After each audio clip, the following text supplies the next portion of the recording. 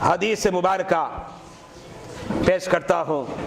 میرے آقا علیہ الصلوۃ والسلام نے ارشاد فرمایا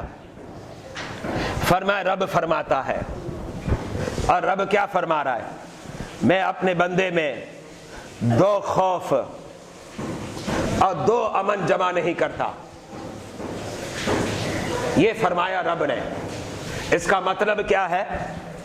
اگر دنیا میں وہ شریعت کے سرکل میں رہتا ہے اور اپنی لائف اور اپنی زندگی کی حد بندی کر دیتا ہے، کہتا نہیں یہ دائرہ ہے، اور وہ کون سا دائرہ ہے؟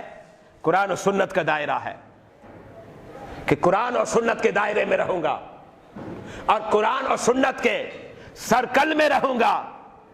اب جب گناہ کا دل چاہتا ہے، اس کا خوف اسے روک دیتا ہے، ڈر اسے روک دیتا ہے۔ میرا رب دیکھ رہا ہے اور رب میری گرفت نہ کر لے، رب میری پکڑ نہ کر لے۔ اب اس پر خوف طاری ہے، اور اس خوف کا جو ثمرہ ہے وہ اس دائرے اور سرکل میں رہتا ہے، حدوں کو پار نہیں کرتا اور حدوں سے باہر نہیں نکلتا، تو اب اس کے دل میں خوف ہے۔ اب دنیا میں خوف بیٹھا ہے، آخرت میں خوف نہیں ہوگا، بڑا پرسکون ہوگا، ریلیکس ہوگا۔ لیکن اسی طریقے سے اگر دنیا میں امن میں رہا، اب خوف نہیں ہے، ڈر نہیں ہے، ساری حدیں پار کر چکا، سارے سرکل کو پیٹ پیچھے پھینک چکا ہے، اور قرآن کی طرف نظر نہیں کرتا، سنت نبوی کا پاسدار نظر نہیں آتا، جو سرکل بنا تھا، جو حد بندی بنی تھی، اور وہ حد بندی جو قرآن اور سنت نے پیش کی تھی، اسے خاطر میں نہیں لاتا، روگردانی کرتا ہے، اعراض کرتا ہے۔ اب امن میں تو ہے، بڑا خوش نظر آتا ہے، عیش اور عشرت کی زندگی گزار رہا ہے، لیکن یاد رکھنا اب امن ہے، قیامت کے دن پھر خوف ہوگا۔